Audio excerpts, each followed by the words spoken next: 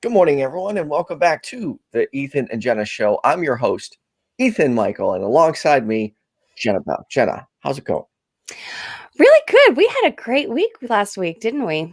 Fuck yeah, we did. Like, dude, for those who don't know, this past Thursday was the year anniversary of YFNA, and what we did is put together a fundraiser with 36 YouTubers. Well, actually, technically, only 35 showed up over a three hour and 45-minute period, and we raised over $5,000. It's friggin' awesome. And so, for those who don't know, I would highly recommend checking out the show. It's in the description of this video. You'll see the likes of Aaron Ra, Seth Andrews, Eric Murphy, V La Bianca, Jenna Belk, Hannah Vaughn, Brainbug, Kenneth Leonard, like the list of people that joined this podcast. Awesome Atheist Roundtable, Vice Rhino. It's just awesome. And we had a really good time. I was terrified leading into that event, Jenna, because I'm like, dude, how am I going to have time for all these people to talk and this not be a total shit fest? But it really worked out. Like, for most of the transitions were very smooth. Jenna, you and Kenneth were phenomenal hosts. Like, holy crap, you two were incredible and kept that conversation just going and rotating the guests in and out. And it was so timely and awesome. And it would not have been possible without any of you, and also the great production staff like Nate and Cynthia McDonald, and then all the mods like Best Name and Katie, Blaine. I apologize, I don't remember all the names. Lila J. There was just so many people that were willing to help out and make this event a success. So thank you to everyone.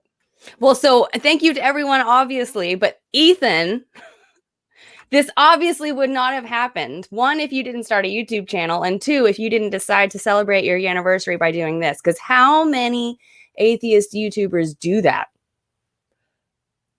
I mean, I don't want to say one because I don't know, but I mean, I'm just saying.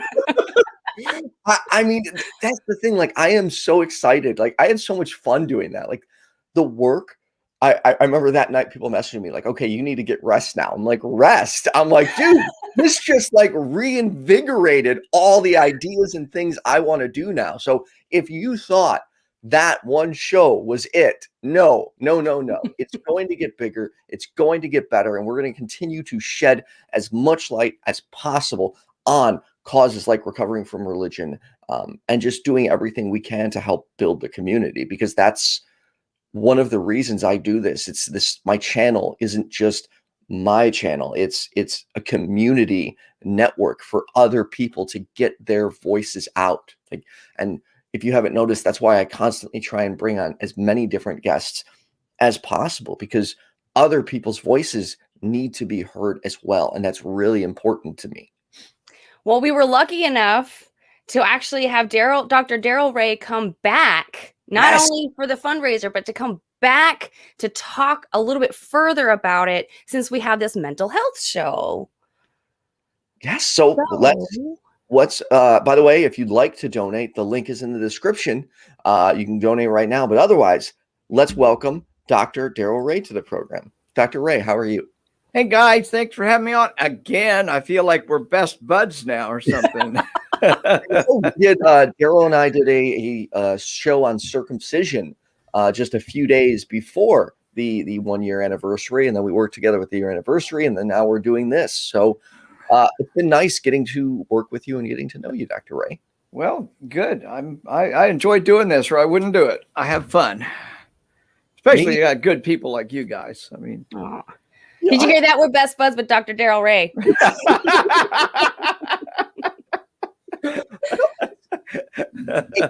I will say I am still like a kid in the candy store with all of this. Like, there are days where I still have to like wrap my head around the fact that I have a show with Jenna Belk, or I'm working with Dr. Ray and all these other people. It's like, wait, is this actually, am I dreaming? Is this real life? Right. Because so much, it's like, I was the person that wasn't on screen, and I so badly, more than anything, wanted to get to know these people. And I get to work with them all the time now, and it's an awesome feeling. And these people do not disappoint you. They are not just characters on screen. They are great fucking human beings that care so much for the world around them. It's a genuine honor and pleasure to get to work with these people. It's pretty easy to go back and watch the fundraiser, and you can hear each one of these 35 people talk from their own experiences, what kind of harms we've witnessed from religion, or what kind of, lessons that we've learned coming out of it. And so, kind of on a little bit of a more depressing subject, it's great that we've gotten all these great people together and gotten, all these platforms together to talk about this, but it's really sad that we have to do it at all. Mm-hmm. In my opinion. You're right. Yeah. So, Dr. Darrel Ray, do you want to tell us a little bit about recovering from religion, kind of the basics that you want people to know? Yeah, we're an 11, almost 12-year-old organization. I think we'll celebrate our 12th anniversary in April. And we provide hope, healing, and support for anybody leaving any faith on the planet, any religion on the planet. It's so hard to leave a religion, especially when your entire family's consumed with it, or you live in a country or a place where it's, Texas, where everybody's a Southern Baptist, as you well know, Jenna. But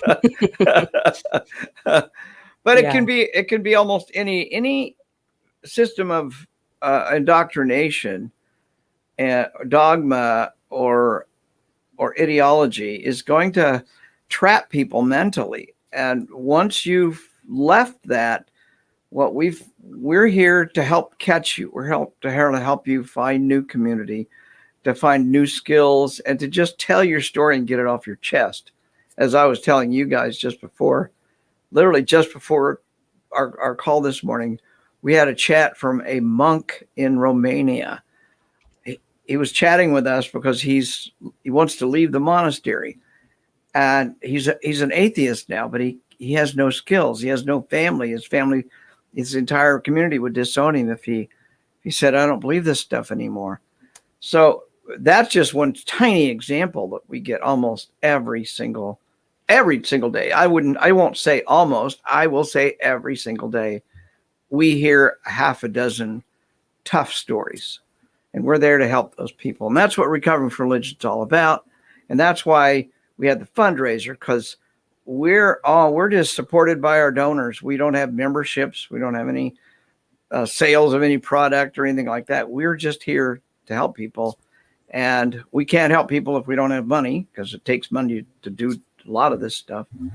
And so that's the high level summary there, Jenna, of RFR. Let me ask you this, Dr. Ray. So I was fortunate enough to get several of my Christian friends to agree to do that fundraiser, because they were of the same opinion that yes, religion can be harmful. However, there was one in particular who was like, I can't be a part of an atheist organization.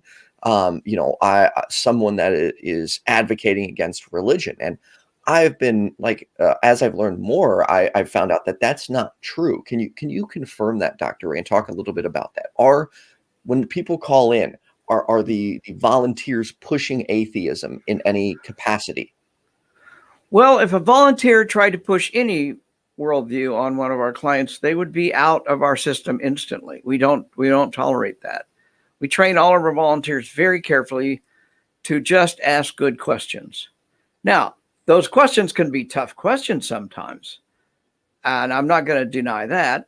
And the person who's asking those questions may have a worldview that would be, if they espoused it, that might be in conflict, but they're not allowed to espouse it. Nobody can say, yeah, I'm an atheist and you should be too. Right. We just don't do that kind of thing. We are not a deconversion organization, but we are a questioning organization. We use Anthony Magnamosco as one of our longtime volunteers, of course, and we love street epistemology. Well, as you know, street epistemology does not take a stand on anything. It simply asks the questions. You have to figure it out yourself by answering those questions for yourself. And that's the beauty of it. Oh, sorry. So I'm under the impression that street epistemology can help people kind of discover the flaws in how they got to believing what they believe and all that. But how does the recovery part come in? Well, people come to us with emotional issues. This is not an intellectual exercise. And that's really the difference between us and the ACA, for example. I mean, debate is an intellectual exercise, Mm-hmm. but so many people come to us, and we actually use a questioning technique. We say, how much do you believe in the God that you were raised in on a scale of 1 to 100? And they'll say, well, intellectually, I'm a 20, but emotionally, I'm an 80. And right there, that alone tells the story. The intellectual part is actually easier than the emotional part. So people could argue themselves. They can watch the Atheist Experience. We get a lot of people saying, I watched Talk Heathen, I watched the Atheist Experience, or any of those others. And it helped me intellectually get out of the religion. But I still wake up with cold sweats thinking I'm going to go to hell. Well, that's the emotional component. Our brains are not as simple as emotion and intellect. The two are intertwined. So what we try to do when people call us or people chat with us, we try to help them walk through the emotional side of it. You know, what are the consequences of leaving your house, of telling your family you're an atheist and leaving your social group? What are the consequences? We actually do counsel people. We give them some spreadsheets and we give them a decision chart. Say, maybe you shouldn't tell your parents while you're still financially dependent upon them. Or maybe you shouldn't tell your grandpa if they're on their deathbed, you know. No, we don't counsel them in the sense of advising them. We counsel them in the sense of, here's information. You're going to have to decide whether you talk to your grandpa or not. We can't do that for you. So we have a ton of resources. I would dare say we are the biggest recovery library on the planet especially for recovering from religion. What would you say is probably the most common call that you get? Because I'm sure that we have people watching this that are thinking, oh, well, my situation isn't as extreme as to need something like that. Yeah. Social disruption is the most common thing by far. If I let my parents know I no longer believe our family's religion, they'll disown me. Or I can't tell my family I'm gay or bi or any kind of LGBTQ plus, or I will get thrown out of the community. My church will disown me. I could be ostracized. I could be even publicly shamed in my church if I come out as bi. You know, any number of those things. But the underlying piece of all that, Jenna, is social ostracism, upset of the social network that you grew up in. And we're such social creatures. Right. We have a hard time surviving alone. I like to use the example of hunter-gatherers on the plains of Africa.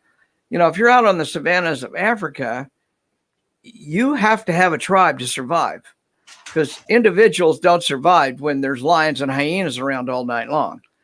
And as a species, we've learned that tribalism protects us and keeps us alive. The people who didn't stick with the tribe are dead. They're not here today to talk to us. So I see the chat just coming in there. Yes, families cut people off all the time. I can say social disruption, Jenna, is the answer to your question. Now, not all of them, but I would say 80% of the calls and chats we get have the centerpiece of that chat is related to social disruption of some kind. You know, and it's on the flip side, and I'm not saying this doesn't happen, but that this is where the stigma against atheism comes in. How often do you hear of stories of somebody coming out as Christian and all of a sudden being ostracized or kicked out of their family home? That doesn't really seem to happen. At least I personally have yet to ever experience it. And unfortunately, many of the Christians I bump into believe that they are persecuted against, and there is some type of negative stigma against Christianity. And as much as I want to frustratingly laugh it off, I'm still trying to figure out ways to actually address it with them. It's like, I almost want to say, hey, how about do this? Come out as an atheist for 1 week and see what happens to your life. Yeah. Then you will understand ostracization and know what it feels like to be persecuted. Yeah, that's a great way to put it, Ethan. Very good example. We do have a caller. Would you like to? Sure. So if anyone has any calls, the number is at the bottom of the screen, 708-554-7836. All we ask is you do keep your question quick and concise so we can have Dr. Ray address it and get through as many calls as possible. So without further ado, I'd like to welcome our first caller, Jesse. You're on with Dr. Ray, Ethan, and Jenna. How you doing today? Hey, Jesse. Good, Dr. Ray. Hey, Jenna. Hey, Ethan. Hey, Dr. Ray. Yes. It's an honor to talk to you. I've been following you for many years on the Atheist Experience, etc. My question is, I was involved in a traumatic brain injury in a car accident in 1984. And I was very religious from 1997 until 99. I go to support groups and I see people that were in very serious accidents, and all of a sudden they become very religious. And I'm just curious why. Would you have any idea? The only thing that I can figure is that they need some sort of reason to I don't know, look for it, that it happened. I don't know. That's my reasoning. I was just curious about that. Yeah, I'm happy to talk about that. I think that's a really interesting and actually an important question. I'm sorry, I didn't catch your name. What was the name again? Jesse. Jesse. All right. Sorry about that, Jesse. So, Jesse, here's the deal. And I do write about this in my book, The God Virus. When you are, I want to liken this to our physical bodies. When you're tired and run down, exhausted and stressed, your body's immune system actually gets suppressed. It's not as strong and robust. So that's when a germ or a virus can get in and infect you. So if you think about it, the most vulnerable time you are is when you're extremely stressed and your immune system is compromised. Now think about when you had a car wreck, your entire body was traumatized.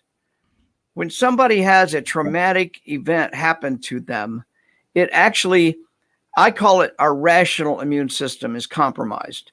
And so it makes it easy for a religion to take advantage of that. There's a reason why religions love to go into prisons, why religions love to go into hospitals. Religions love to do funerals for people, because those are all times when people are under a lot of stress and they're most easily infected with a new ideology. Right. And that's what's going on. Now, I cannot say, Jesse, in your particular case, what happened. I just look at the overall arc of when do people get infected? Well, there's two times people get infected. The first time is when they're a child and they have no immune resistance to the ideologies that are in their environment. I never knew a child that grew up in a Christian family that got Allah. It just doesn't happen. If COVID is not in my community, I can't get it. If the flu is in my community, I can get it. So that's kind of what's going on. If Jehovah's Witnesses are in your house, that's what you're going to get. Does that make sense, Jesse? Yeah. So what I caution is if you are subjected to a traumatic event, it could be a car accident, it could be a war, it could just be a divorce. I mean, every person responds to their environment differently. And don't ever judge that this is wasn't traumatic for me, so it probably isn't traumatic for other people. That's false reasoning. Every person responds to their environment different. So I caution people, take your vitamin C when your immune system, when you're under a lot of stress. That sounds reasonable. Well, take your reasonable and rational vitamin C when you're under emotional stress as well. Be aware that you're very much more easily infected with crazy ideas about that time. Does that answer your question? Yes, it does, very much so. I remember I was having a discussion just last night with somebody that was very religious online, and I didn't think so. And I remember the quote from I think it was Matt Dillahunty when he said that it's irrational to believe anything without evidentiary support or something like that. But I mean, that just something you said just reminded me of that. So, Yep. anyway, thank you. Very nice talking with you. My pleasure, Jesse. Thanks, and keep up the good work for yourself. Sound like you're taking care of your own mental health right now. Oh, definitely. Always have been, always will be. Good. Thank you, Jesse. Thanks, Jesse. Thanks for calling back. And for those watching, I put a link in the description where you can call from your computer. But apparently the link was broken. I just updated it, so the new link to call us over the computer is in the description of the video. It looks like we've got another caller. Let's grab it. Next up, we have Cindy Plaza. Cindy, how are you doing? Hey, Cindy. Hi, guys. How are you? Good. Yourself? Hi, Dr. Ray. Yes. Hi, and good to see you again. Yeah, me too. So I was wondering if Recovering from Religion had offices or active people outside the U.S. Oh, yes, we are all over. We have groups actually, we had a group in Croatia, but it's not active. I think the leader, I'm not sure what happened to the leader, but we've got groups in the United Kingdom. We got groups all over in Australia. We got a lot of groups in Canada. We're growing. We're hoping to get a group started fairly soon in South Africa, but we train all the leaders. You know, if somebody wants to be a leader in Poland, we will train them how to do it. Now we're English based right now, but we're adding Spanish speaking capabilities rapidly. We've got a lot of Spanish speakers. So, and we've actually got a few German speakers as well. And we would love to see more groups all over the world. There's no limitation. We can work with anybody, anywhere. You know, while Cindy brought up this question, I'd like to piggyback off this for a second. You had briefly said to me that you have to sometimes be careful with who you reply to in other countries because you don't want to out them. Could you perhaps expand on that a little bit? Well, yeah, but before I do that, let me just make sure I answered Cindy's question. Does that do it, Cindy? Yeah, because my goal was to create a French-speaking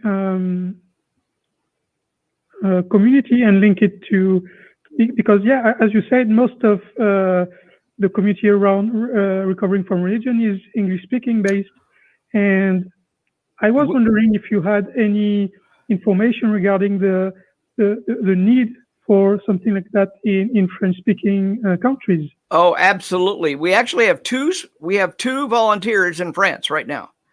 They are very active volunteers. If you decide you want to be a volunteer, and let me walk this out a little bit, Cindy, then what you do is you apply, you go through our training, and once you're inside and as an approved volunteer, we can connect you to those other volunteers. And between the three of you, you can figure out how you want to go about creating a group or support network inside of France. Language is not a problem. We've got lots of different people with language skills. We just need people who want to step up and be the leaders of those language areas. Okay. All right. Anyone in Belgium? I'm sorry? Anyone in Belgium? No, we don't have one in Belgium. However, I do have friends in Belgium, and I love Belgium, and I love Belgian beer. My friends are in Leuven. I've been to Leuven a couple times. The university there. Catholic university there. Yeah, I know. A lot of atheists at that Catholic university, I noticed. Yeah. But very beautiful area. Well, if you allow me, I'd like to invite you to my show. I will do that outside this show. But yeah, thanks for your information, and I will think about it. I think I will try to create something in Belgium linked to the French-speaking people in France. Excellent. Well, volunteer, fill out our volunteer and get our training, because we would love to have more people like you. And if you want me on your show, just contact me outside the show. I'll be glad to talk to you. But please do not ask me to speak French. I'm horrible at it. I took 2 years of French in college, and at the end of 2 years, I had the most wonderful teacher, very nice lady. At the end of 2 years, she brought me into her office and she said, Darrel, I'm going to give you, emphasis on give you, a B in this class if you'll promise to never take another French course. Oh my God. Yeah, well, so I took the B and ran.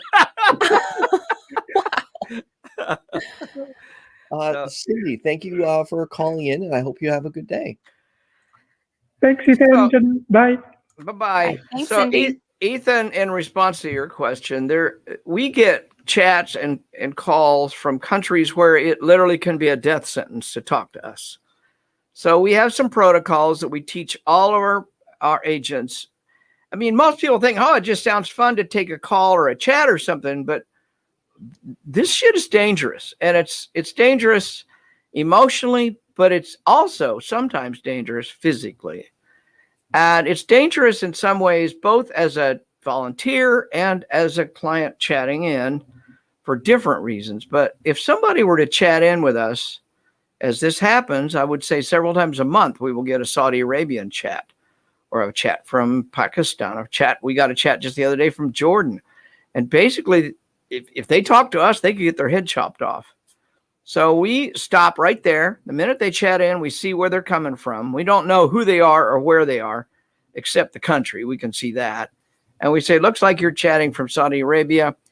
Get off right now. Get a VPN, a way to hide your identity, and chat back in. We'll talk to you all day, but we can't risk your health and your danger.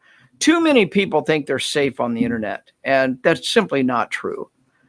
There's dangers on the internet. I wonder if we should pay attention to something like that when we're dealing from the ACA. You know, if that's not something that we've ever really discussed. Well, if somebody's calling from Saudi Arabia, they are in danger. If the government hears you're talking to an atheist group, that's just dangerous. It is. We should definitely do more research into that. There's a danger on our side as agents, as volunteers, because, we get people chatting in that have problems that may be the exact same problem I experienced.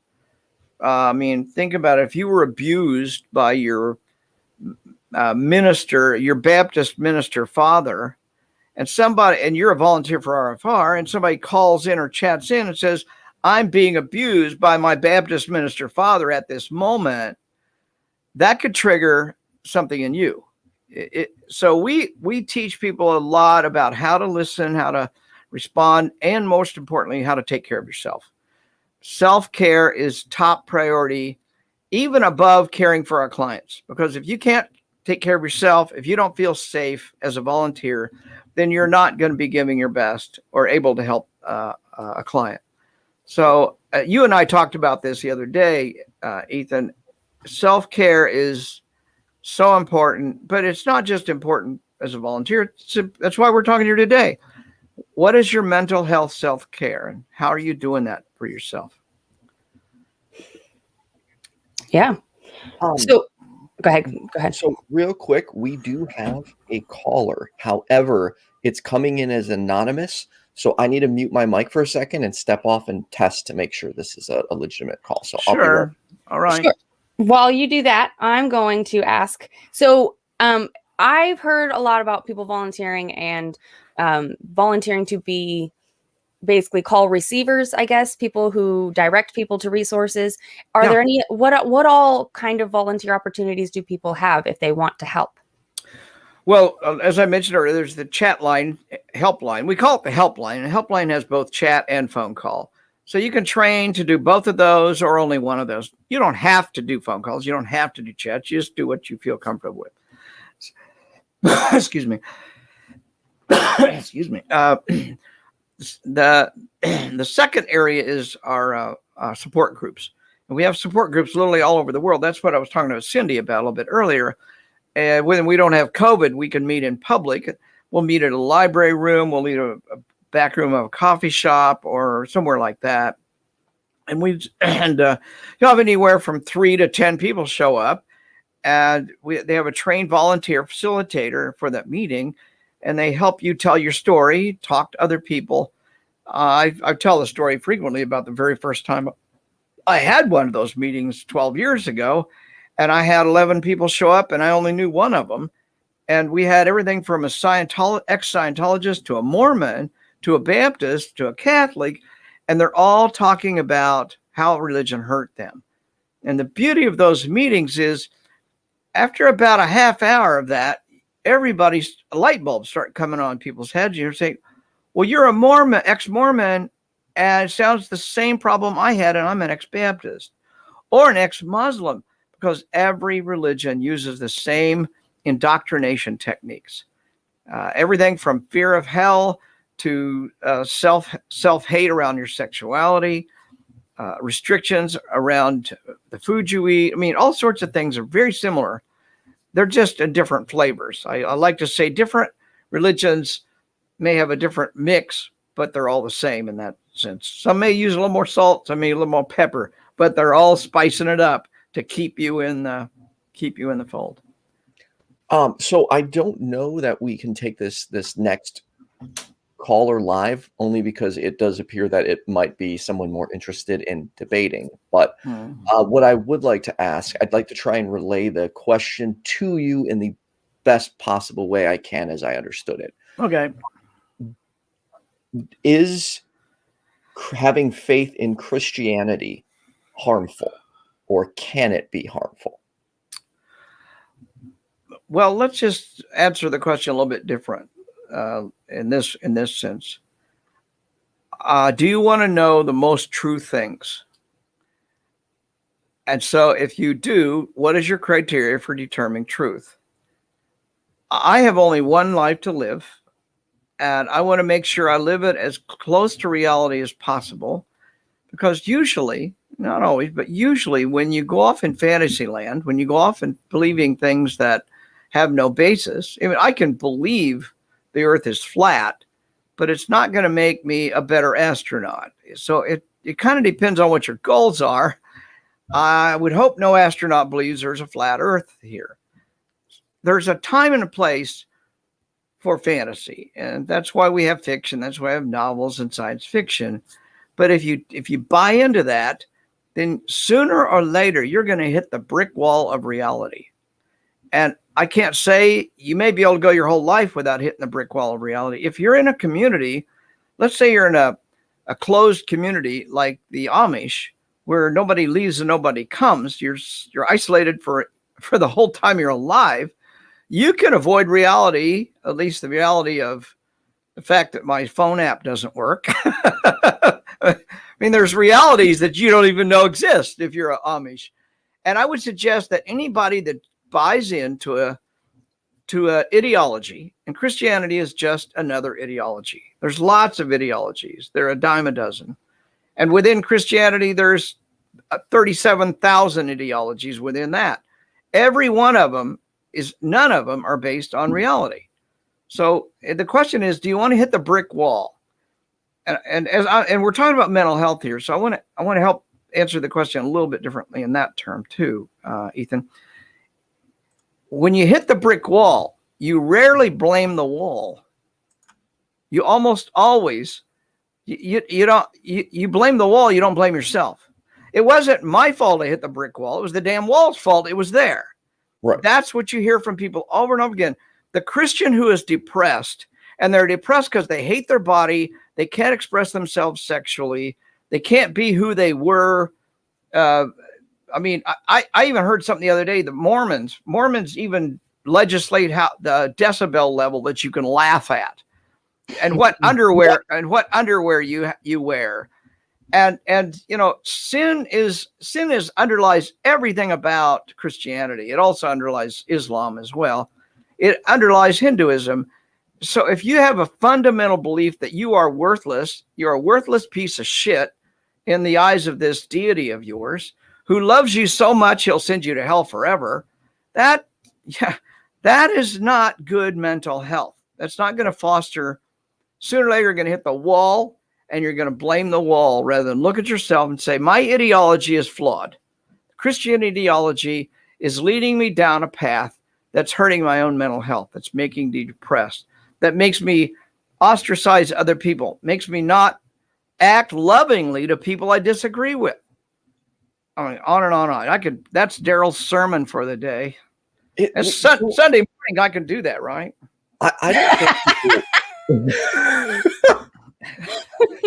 I don't think people either realize or sometimes are willing to admit just how damaging that those Christian expectations or indoctrination can be. And what I mean by that is I am a straight cisgender white dude. So I will not pretend to ever know the struggles of what it's like to be a member of the LGBTQIA plus community in a heavily conservative Christian home. However, what I can say from my own experience is because I was never the Christian alpha male, like I hate the whole term alpha, but I always was in a position where I felt I had to prove like that I was a straight man, and that it sounds ridiculous, I know. And again, I don't want to compare my struggle. I'm just trying to use this as an example, but it's like I was constantly called names like FAGGOT, too feminine, not masculine enough. Why do you act like this? So in my head, I was constantly pounded with like, I wasn't enough. I wasn't correct. Yeah. I was broken. I'm broken the way I am because I don't meet these specific gender male criteria. And it's so frustrating. And I wish people would realize how much it fucks you up, because once you feel broken, even if you rationally know you're not, that doesn't change the fact that you still feel that way. And as a result, you feel deep shame for who you are or trying to express yourself. And that's a horrible feeling to have. Well, Christianity, among almost all other religions, does not base its ideology in biology or in physics. I mean, the Bible's full of fallacies about how the world operates. The sun does not stop for 24 hours or anything like that. The earth is not flat. There is no such thing. Virginity, the whole notion of virginity is a religious idea. It has nothing to do with reality. And sin as a concept is totally a religious idea. So I see over and over again, people are basing their lives on an ideology that does not understand that there's no such thing as a gender binary. There's no human being that's pure male or pure female or anything like that. We're all on a spectrum. I don't care who you are or what you label yourself. A label does not describe who you are as a totality. It only tries to capture one tiny piece. And that's what you're talking about, Ethan, is that somebody is trying to say you don't fit this very narrow label of what a, quote, male should be within this Christian environment. Well, that's just dumb to begin with. You can be whatever you want. I don't care how you want to dress or how you want to act.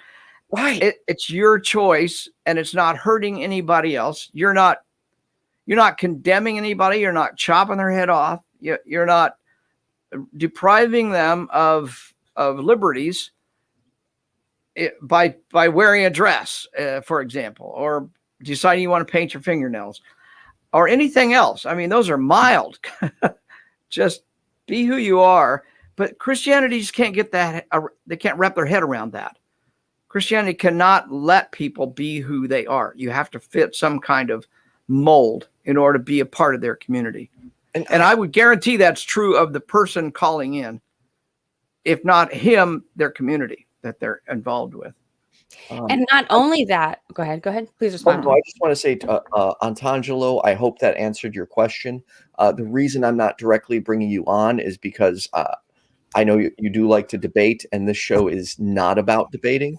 So I hope that answered your question. Yeah, call the atheist experience you want to debate.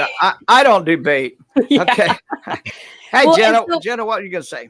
Just to kind of bring up another side of harm, is I struggled very early on with alcoholism.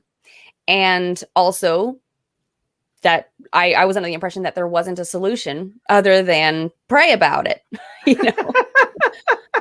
Right? So if somebody struggles with addiction, but they've left religion and now they don't know what to do, even if their call isn't about specifically recovery from religion, can they still call in? This is actually a really good question because that's where our caller wanted to go as well. But I'll let you answer that first, Dr. Ray, and then we'll grab the caller. Well, addiction's a huge topic. And let's begin by saying it's way overdiagnosed. Even the American Psychological Association says it's overdiagnosed. So the fact, Jenna, that you, quote, had difficulties with alcohol at one point in time, but you're not now, I'm assuming. I mean, do you still have a drink occasionally? No. Okay. So you've decided the best way for you to live your life is alcohol free, which is great. But this notion that there's only one way to treat alcohol that came out of the Alcoholics Anonymous and other subsequent drug related things is bullshit. There is no scientific evidence for this. Now, what we do know is that a large percentage, I mean, maybe 30% of the general population at some time in their life will have some kind of problem that causes a disruption in their life with drugs, period. It could be heroin, it could be alcohol, it could be cigarettes. I mean, there's a lot of different drugs out there. Caffeine. Caffeine. See, that's my problem. Caffeine. That's why I have Jesus on my cup so that I don't get addicted to caffeine. So Jenna likes my cup, by the way, for those of you who are watching or listening. I do. Yeah. I will say I've noticed, and I don't like that this happens, and I don't know if I can blame Christianity, AA, or society overall, but it teaches you that once you're this addict, you're an addict for the rest of your life, and you are somehow that is AA, Alcoholics Anonymous bullshit. Can I ask you a question about that? Yeah, but let me finish this. I'm sorry. Alcoholics Anonymous is a religion. Look at the 12 steps. 8 of them have a God in it. I can't think of anything that'd be more religious than that. And one of the fundamental assumptions of that is you are a worthless human being. You're powerless against the drug. And that is utter bullshit. There's no evidence for it. It's an ideology that tries to convince you, much like Christianity tries to convince you you're worthless, you're a sinner. Alcohol says you're powerless against the drug. It's the same kind of concept.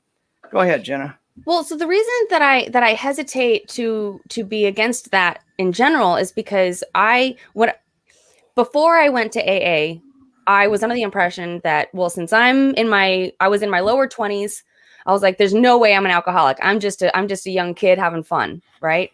Until I went to AA and I started listening to the stories and the problems. And I had tried many, many, many times to quit and couldn't, but was still under the impression that I could quit if I wanted to. And so I felt like I had control still.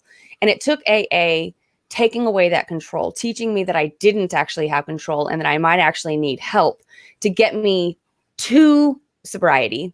And then for the most part, when a lot of people get to sobriety, all it takes is one drink sometimes for them to start right down that rabbit hole again. Sure. And so it's almost like to protect yourself from that kind of thing. But I do agree that, I mean, to make it a blanket extreme, if you ever have a drink again, no matter who you are, then you're always going to have a problem, you know? Yeah. But how do you see that? Well, first of all, AA likes to take credit for what it doesn't deserve credit for. There's no scientific evidence that AA works. However, what you experienced was the support of a community in identifying a problem and then moving beyond it.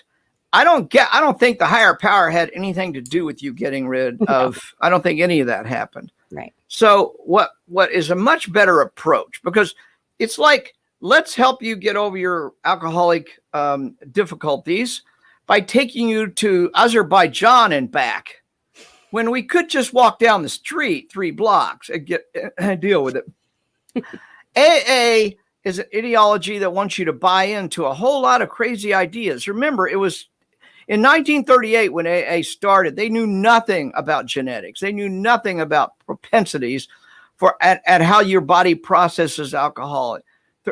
There's large differences between one person and the other in the way their body processes the alcohol to get rid of it, and the toxicity, and deals with the toxicity of it. So what we now have is some more scientific approaches.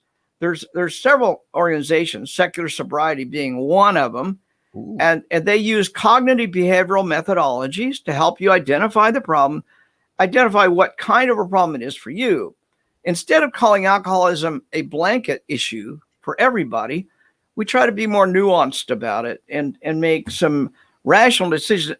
And the model that's best used is called harm reduction, the harm reduction model. I don't know if you're familiar with that or not. Not.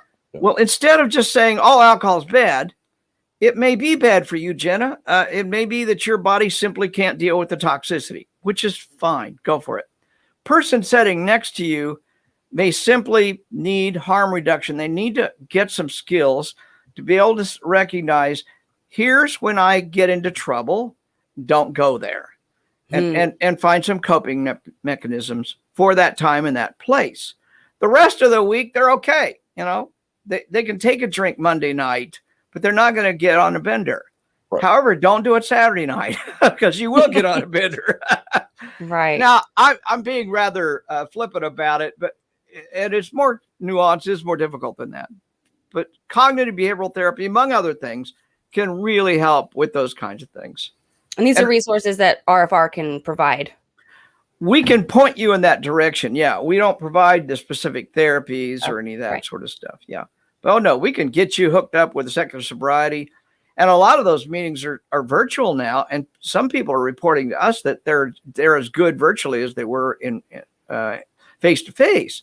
Well, the beauty of that is, if there isn't any in my community, if the closest one's 300 miles away, I can still get the help. And oh, by the way, the leader of that group, unlike the leader of AA, the leader of those groups have to be trained in how to use the model. AA, there's no training. I mean, the person in front has one qualification. They're supposedly a recovering addict. Yeah. And so I've never understood that. And I try to avoid. The last time I spoke on AA, I upset a lot of people because some of the times the first few comments is, you're not an addict, you don't understand, and people just make that assumption. I forgot where I was going with that. Like why on earth? And Darrel Ray, perhaps you could shed something on this. Why would we allow somebody who is suffering from addiction issues to be the go-to person from somebody suffering from addiction issues? Like, am I wrong for thinking that that's asinine? It just seems so. Well, the requirements to be a sponsor is that you're supposed to have been in AA for at least a year. And the assumption is that if you've been in AA for at least a year, then you've had a sponsor for at least a year. And so they're under the impression that they're passing down all of these great skills. Although I can say from my own experience that I've had several different sponsors and had very different outcomes, depending on the person. So you don't know what you're going to get. In a way, it almost seems like passing the buck. Like they'll just, hey, we put this group together. Now let's just have other people watch out for each other. Like, well, it's a 1938 model of peer support. And let's update it a little bit. We're in the year 2021. Time to update it. I mean, it's almost 100 years old. Why are we doing something like that? And the last time they published results, and if anybody in the audience, if something has changed or there's new information available, please correct me and let me know in the comments. But the last time they actually did a study on the effects of AA, it was in the late 80s, early 90s, and it only showed a 5% success rate, which coincidentally, do you know the success rate of recovering from addiction without AA? Also 5%. Yeah, there's no evidence at all. And AA does not like and does not sponsor research. They don't really want to know the truth. It's kind of like the Catholic Church really doesn't want to study pedophilia among their priests. just doesn't add to their brand. Well, the same thing is true of AA. They don't want to. Now, with secular sobriety or other kinds of organizations, they're doing research all the time on which approaches seem to work best. And harm reduction is one of the leading methodologies right now. And that is, we don't define it as blanket bad. We try to understand it for you individually and reduce the harm of whatever it is. There's lots of things that can cause harm, not just alcohol. So the model actually worked for a wide range of so-called addiction issues.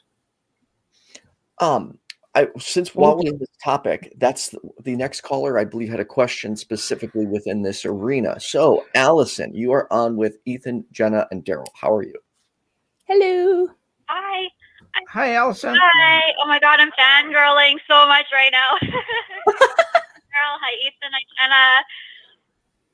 Hello. Okay, so I'm listening to you talk about AA, Darrel, and it sounds like you really know what it's all about and stuff. So I just wanted to know if you know about like sponsors who are telling people, their sponsees, to quit their medications because they're technically not sober if they're on their medications. What? There's a lot of that.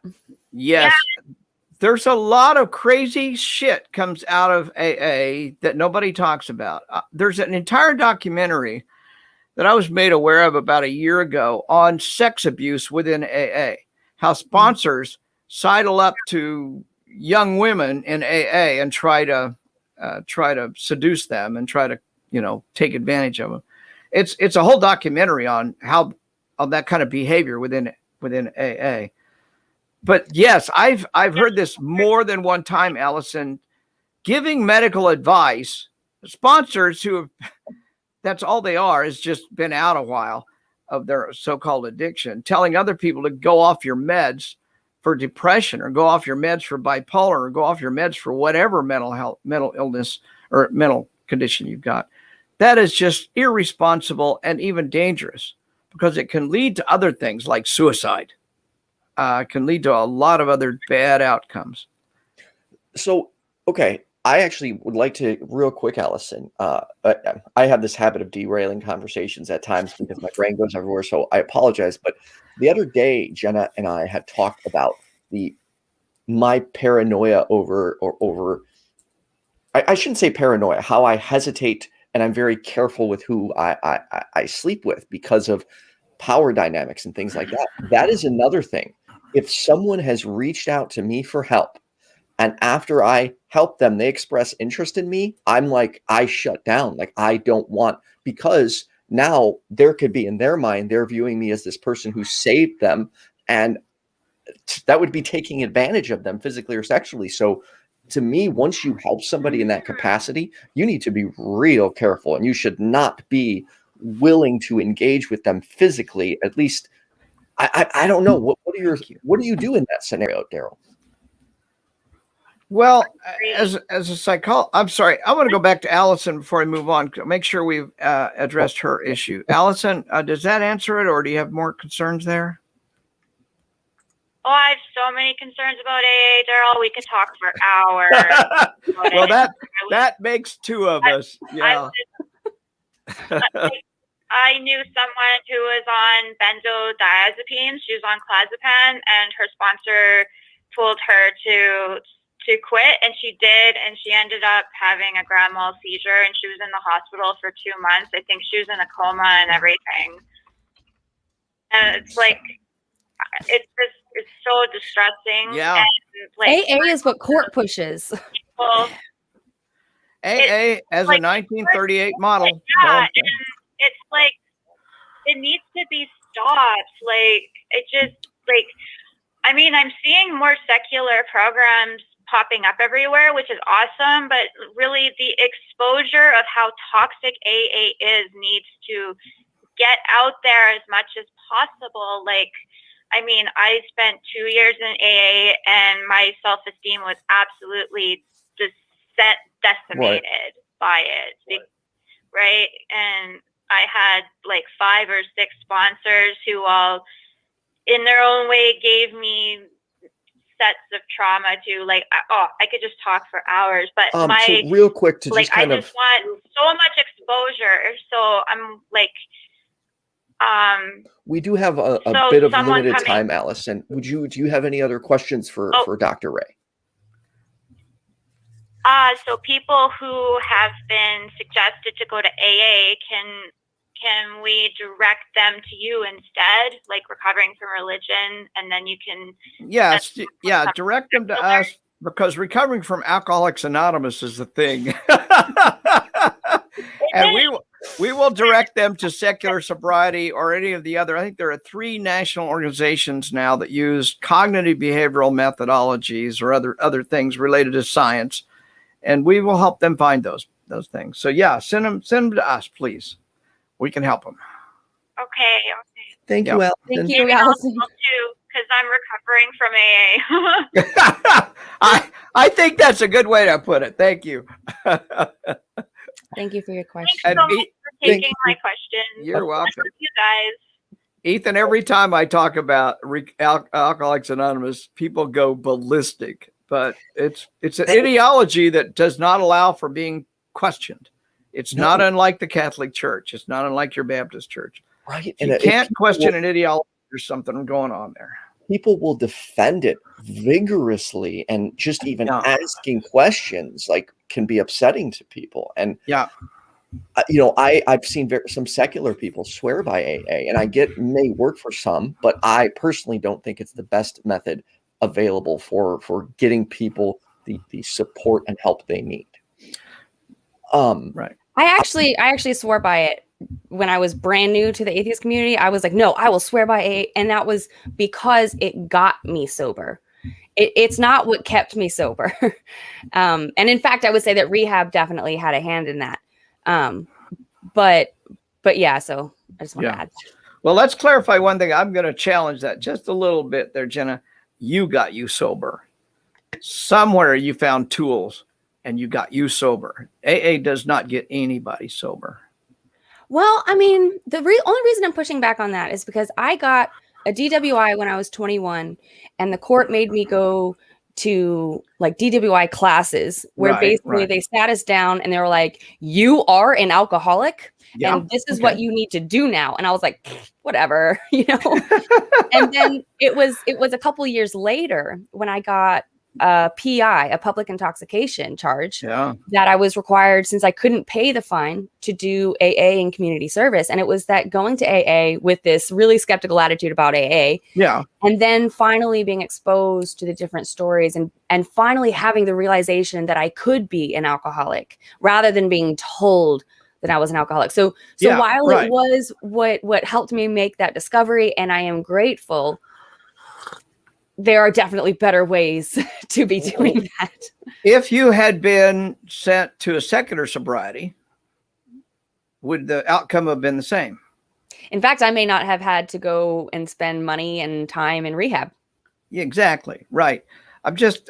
We don't know the answer here, but I'm just going to say that if we had a way to scientifically compare AA and secular sobriety, which they won't let you do, right? I'm guessing it's far better to send you to secular sobriety, learn the skills, learn the mental tools to take care of yourself. Yeah. AA does not teach those tools efficiently. You may learn them. Obviously, you learn some new tools. I'm not denying that at all. Right. But why go to Azerbaijan to get healed when you could walk down the street? That's kind of what I think AA does. Well, and even when I was at rehab, they had me convinced for a little bit that I was a sex addict. Well, you know how I feel about that. I know. I cried and I was like, I want to leave. And they're like, no, just do some Sudoku. You'll be fine. I was like, I'm not a sex addict. The ideology, once it gets in there, it has to keep you addicted to something or you won't come back. So if you're an alcoholic, now you get out of that. Oh, you must be a sex addict now because you like to have sex too much, or you've had more than one partner in your life, that kind of bullshit. So sex for the wrong reasons. Yeah. What is the wrong reason? Okay. We do have some good audience questions, but there are two things I want to bring up. One, this just gave me another idea, Jenna and Darrel Ray. We should do a roundtable on addiction. Done. There you go. Can come on and share their stories and talk about how they made it through it. Yep, That's a really good sounds idea. While we're at a break, can we remind people that they can donate to Recovering from Religion? Yes, I was going to ask you. You said that you're on 100% growth rate, right? We have been almost 3 straight years, 100% growth rate. The last 2 fully 100%. The other one is about 90%. Yeah, 100% growth rate every year, but our budget has only increased about 45% in the last year. So we are, I mean, clearly, if we're on this kind of growth rate, we're going to have to find more ways to raise money and revenue. And But when I mean then- growth, what I mean by growth rate, I mean 100% increase in the number of chats and 100% increase in calls. And we've had more than 100% increase this year in new groups started all over the world. So we're on all 3 of our major programs. We have seen a 100% increase this year. And as good as that is, that it is growing, it is so sad that there is such a need. Yeah, we're a tiny speck in the universe, kind of like the Earth to the galaxy. Right. I don't want to get off topic too much, but in like 30 seconds or less, Darrel Ray, do you think sex is or can be an addiction? There is no diagnosis in the DSM-5 of sex addiction, period. Period. So by definition, you can't be a sex addict. However, now let me just be real clear. I'm not saying people don't have trouble with sex. I'm not saying that at all. But don't call sex the problem. It's oftentimes simple. For example, I've had people say I'm a sex addict because I like to masturbate 5 times a day, which ain't nothing wrong with that. As long as it doesn't interfere with your daily life, do it. I don't care. But somebody else once said, I'm a sex addict, and I started because I masturbate more than I've ever masturbated in my life. And I asked him, well, what happened in the last year? And he said, I got divorced. Okay, I see sexual behavior increase dramatically when people are under a lot of stress, because masturbation and sex is a stress relief. I mean, that's why you sleep so well after you've had sex. And many, many people, men and women, tell me having a good masturbation session before I go to sleep makes me get a good night's sleep, because all sorts of endorphins are released and you're much more relaxed as a result of it. Are you a sex addict because you like to masturbate every night before you go to sleep? Yeah, I know some people would say yes to that, but I say, hell no, have fun. So the long answer, that's the long answer. The short answer is we have nobody, and there have been committees, 3 different committees, as I recall, try to study this notion of sex addiction, and they cannot come to any conclusion about how scientifically measure and define sex addiction. Now, let me just go one step further. The same thing has been done with alcohol and other drugs. It is really difficult to define what does an addiction look like. And I want to caution you, there's lots of bullshit out there about brain scans that prove there's addiction. There is no such thing. There's a hell of a lot of people making claims, but there's no science behind those claims. And I don't care how many brain scans they show you. Don't believe them until you see the peer-reviewed research that takes it right back, and there's none. So really, we should take the same stance on religious trauma syndrome then too, correct?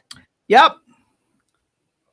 You should take the same stance on trauma, period, because if you look in the DSM-5, there's no diagnosis for, quote, religious trauma. So be skeptical. So think about it in this way, and I'm going to take you back through this because I think it's important, Jenna.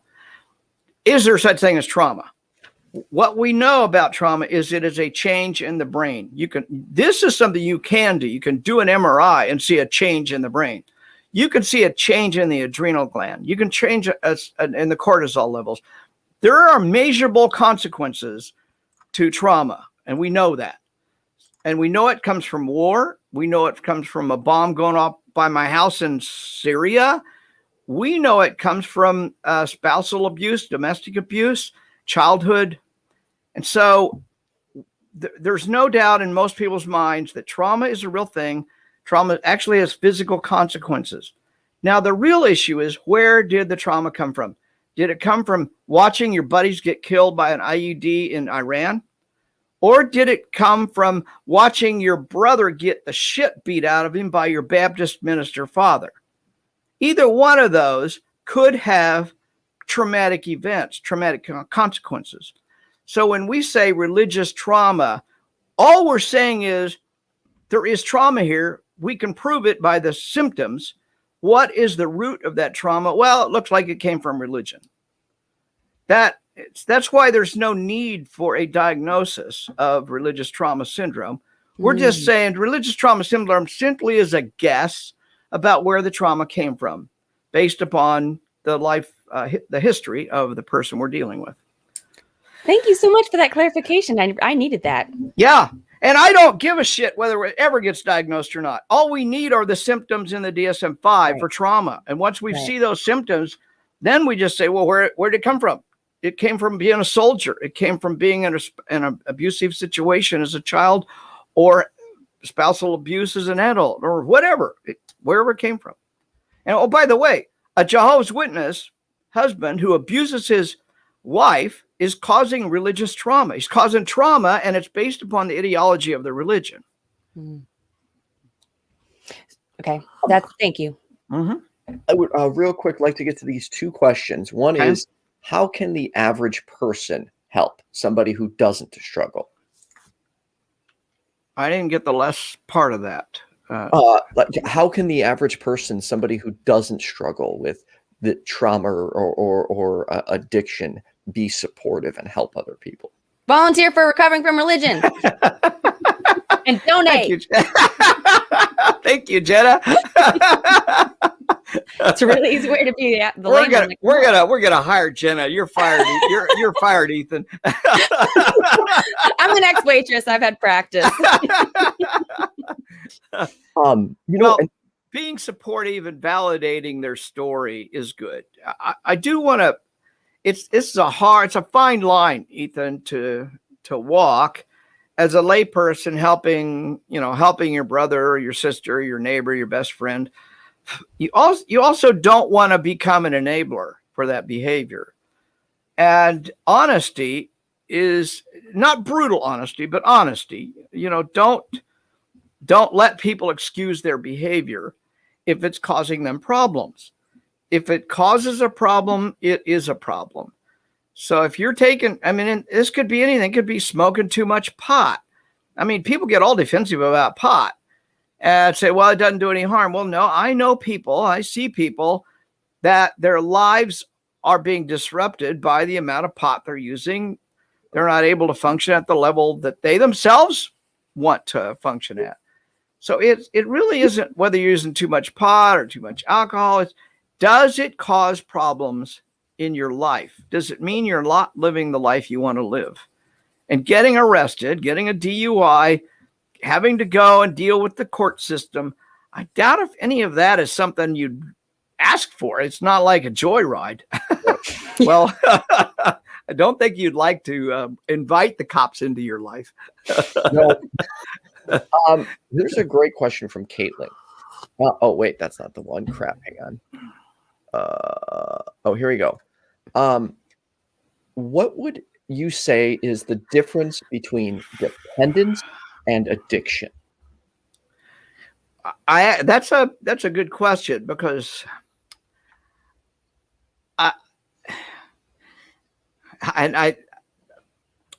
the APA, American Psychological Association, Psychiatric Association as well, have had great difficulties defining what an addiction is, period. So I am inclined not to talk about addiction. As we've already seen here, how do you define sex addiction? How do you even define alcohol addiction? Maybe was Christopher Hitchens an alcohol addict? Was he an alcoholic?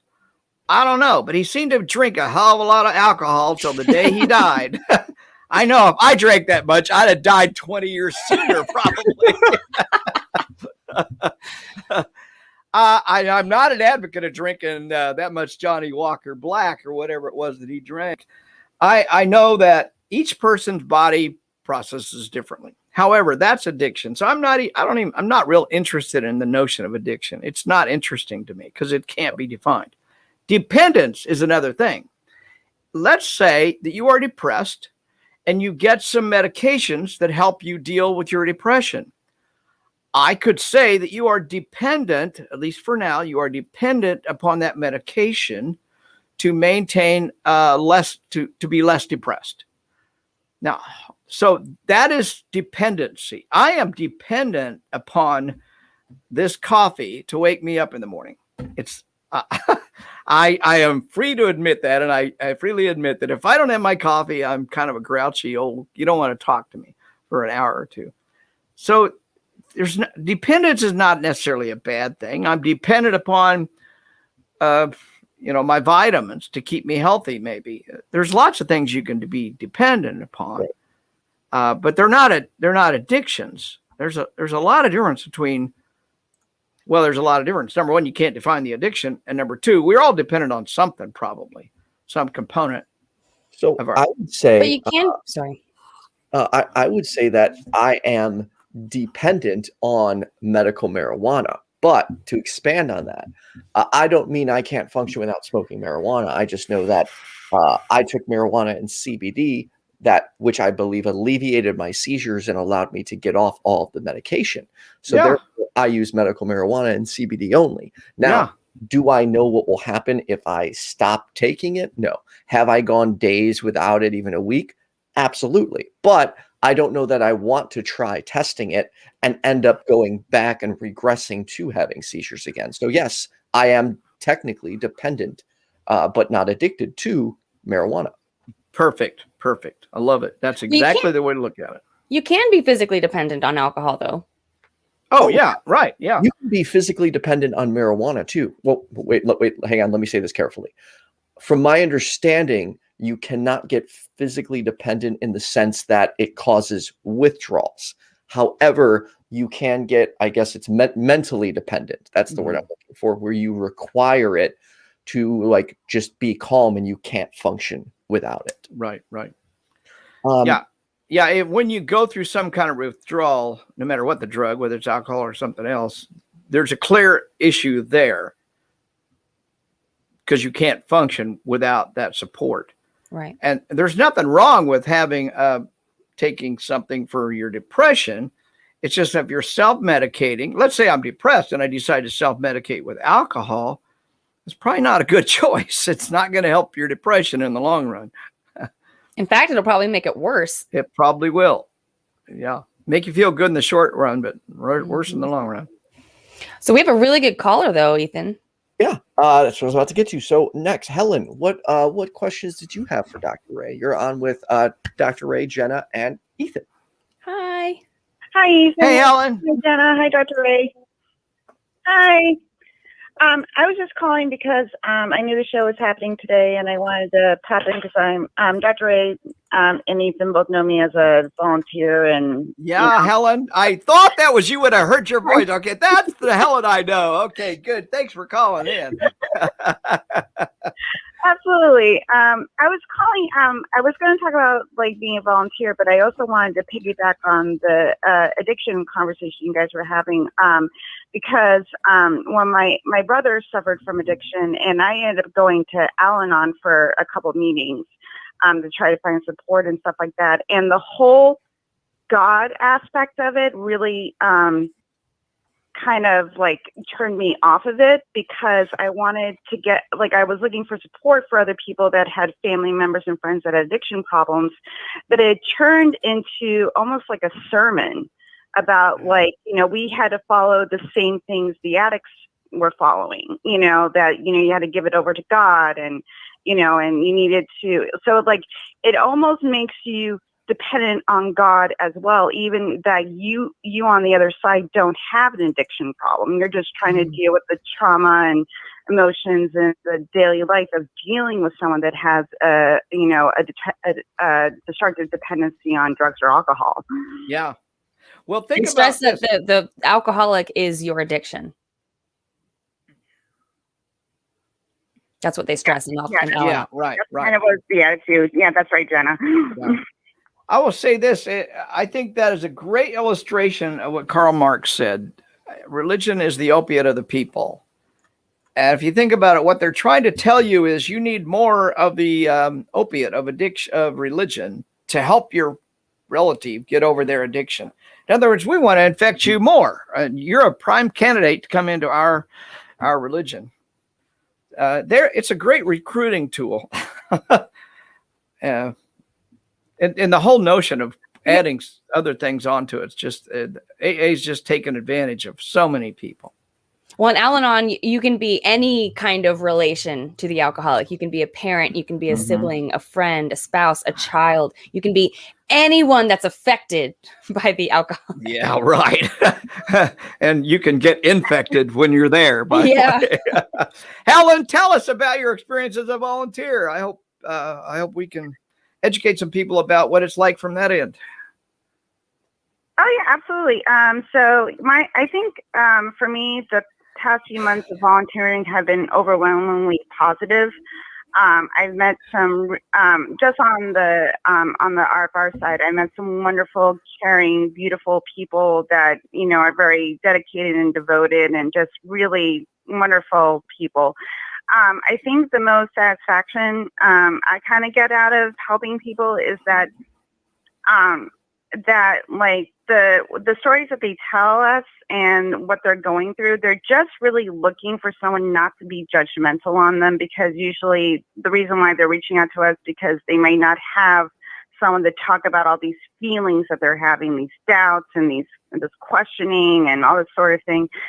And it's been satisfying for me to be like a safe space. Like, I'm not going to judge them. I'm not going to throw in like my 2 cents on what I think they should do. It's really just helping them kind of find a good place to just kind of express all those feelings without feeling like, we're going to come down on them for even having, for just simply doubting like a God exists or something like that. So I find that really, fulfilling in my own life, and also too, I found that, I learn sometimes from them, because like sometimes a client will say something that like switches something on in my brain that makes me think about my own perceptions of, religious people and stuff like that. Because, us on the atheist side, sometimes we get into these modes of like,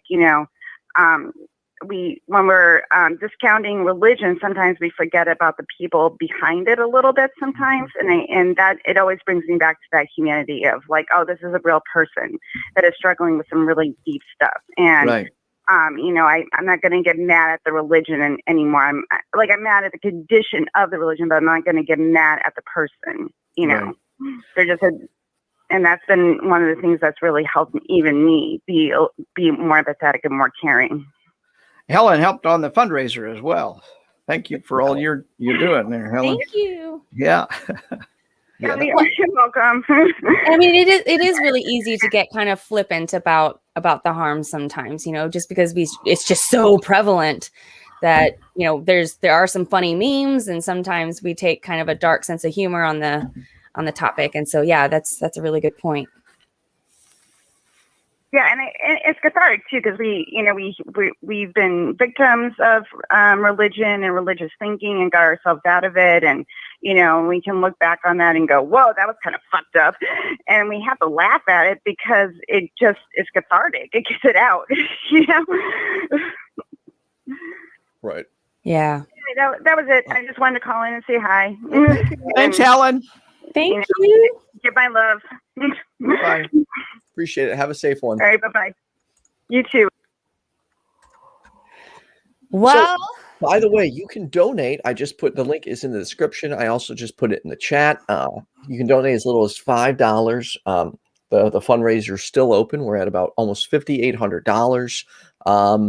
It was a lot of fun doing all of this. This is something that we need to talk about more, because people, whether you are a Christian, a Muslim or not, people are harmed by religion, and those people really do need our help. Thanks for doing this, guys. I really appreciate the opportunity just to talk about it. And we thank went you all for sorts. joining us. Yeah, we went all over the place today, didn't we? We did. That's what you can get. any show you're on with me, Dr. Ray, get used to it not being solely on one singular topic. I go everywhere. It's the brain. It's like, oh, now this, now this, now this. It's like a squirrel of constant distraction. Well, so go ahead. No, Jenna, please. I was just going to ask if you had anything else to add about the fundraiser or the video or volunteering or anything like that. Me? Yeah, talking to me? Oh. Yes, sir. Yeah, if you want to volunteer, just go to the volunteer button, hit volunteer, fill out the application. You have to jump through some hoops and you have to get some training. We don't let anybody touch our people, our clients, unless they've gotten the right training.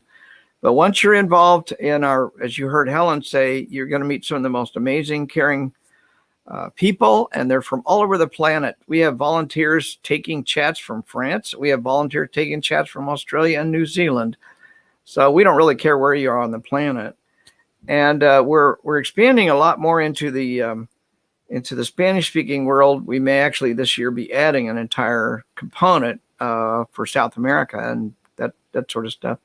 Wow. We got a lot of plans. Plus, if you are a therapist or you know a therapist that might qualify for us, please tell them to apply to become a psychotherapist in the Psychotherapy Project. I need to send my therapist over there. She was amazing. Good. Yeah. And you said that you only have to be available for what you said, 4 hours a month? Well, we ask for 4 hours a month. I mean, we're spending a lot of time training you and getting you up to speed. So we'd like to, quote, to get our investment back, Right. We want you to help some people. And we find that 4 hours, I mean, a lot of people give a hell of a lot more than that, but 4 hours seems to be a reasonable amount for most people. Yeah. And I think most people get on there and after their 4 hours, they say, I want to do more of this. And they do. So I can see how it can be kind of addicting. it is. If there is such a thing as addiction, we will get you addicted. Dr. Ray, what else do you have going on? Any other broadcasts up and coming? Oh gosh, I think I've been on 5 shows this week. I think I'm going to take a vacation from shows. No, I don't have anything coming up. It's 10 degrees outside. I'm sure not going to go outside right now. You guys down in Austin, I wish I had your temperature, and it's probably worse up there in Chicagoland. Here's where did that? I was just trying to. Oh, here we go. I'm game. I'm a nurse, not a therapist, but maybe I'd have something to give. Yeah, you can volunteer and be one of the people talking to those coming out of religion who need help. Yep, absolutely. We got possibly another volunteer there. Hey, So, Cynthia, question for Cynthia: if you put in an application but have not heard back, anything you can do, or how long is the application process? Good question. It usually takes them a day or two to get back to you. If it's been longer than that, then send them an email and say, hey, I'm waiting to get back, or I haven't heard back from you. And for example, after a week like this, we have probably been inundated with various things, not just applications. And I know our board has been very busy this week because of all the stuff we've been doing with fundraising and chats. Our chats went up. Our volunteer applications went up. So just bug them. Tell them Darrel Ray sent you and don't be messing with me. So Allison said, I've shared some of my call-ins with my therapist and she thinks it's an awesome way to contribute. That is true. Sometimes just having these conversations is helpful because you'll say something that somebody else will relate to, and it does make a difference. And that's why these shows, Dr. Ray and Jenna, are so good for my mental health. To the point that right now in my head, I'm like, I don't want this show to end because it's such. Last week I was having a horrible fucking day because work was so busy. I was stressed. I was anxious for actually 2 days straight. And then once the show started, all of a sudden, I realized after my show ended, I laid down and I was like, it's such a relief to be able to do this and talk about these topics. It is honestly probably one of the reasons I haven't needed it. Well, I do need a therapist, but why I haven't it keeps my mental health in check. That's all. We know that social interaction especially around positive things, or when you feel like you're contributing, creates endorphins in the brain, helps your brain reestablish balance. There's a lot of good things that come from helping other people. And a lot of our volunteers say this is therapeutic. And I've learned stuff. However, I want to underline what you hinted at earlier. Volunteering is not a substitute for therapy. It's not a substitute for dealing with some kind of dependency that that's causing problems in your life. So get a therapist and go to the Secular Therapy Project and get a damn secular therapist. Be very wary of any therapist that brings religion into any therapeutic relationship, or supernatural or new age bullshit or crystals or prayer or you name it. That has no business in any kind of therapy. Well, I don't think it has much business even in the medical field. The other day I saw a post from a nursing acquaintance, and she's going into this great detail about how she makes sure that her patients that are passing are right with God and all this. So I immediately commented, I said, I'm an atheist. What would you do for me? Well, I'd probably talk to you about the importance of believing in God. And immediately I wanted to be fuck. Fuck you. I just told you I'm an atheist.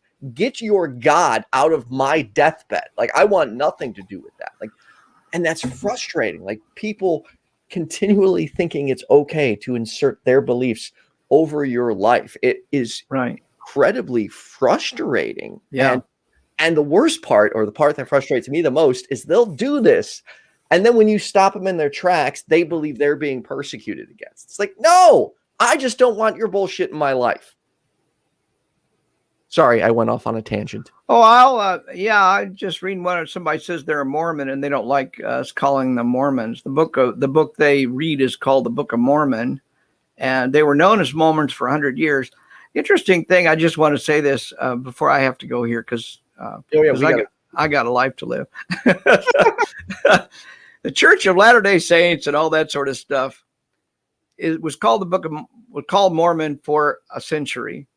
And years ago, an old friend of mine who was in public relations said, a brand doesn't change their brand unless the brand is failing.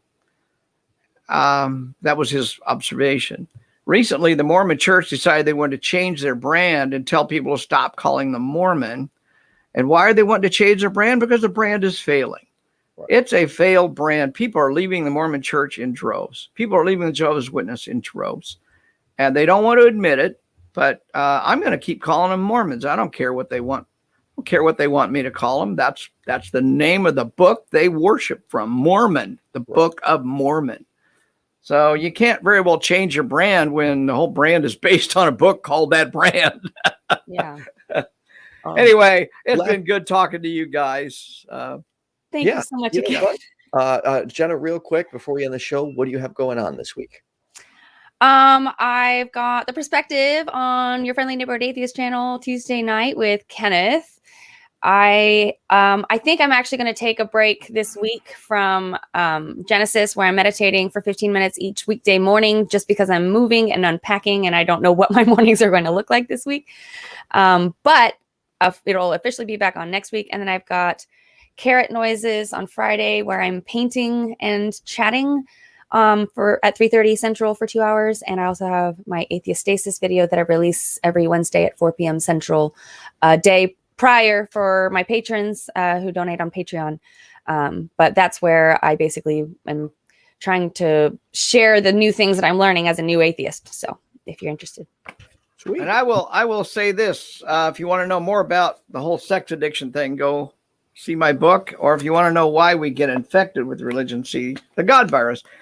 Or go look at, Ethan, I've got a whole video on the myth of sex addiction. I think your folks might find useful. Just Google Darrel Ray, myth of sex addiction, and it'll come right up. I shared the godvirus.net a couple times in the chat too. Oh, good. Okay.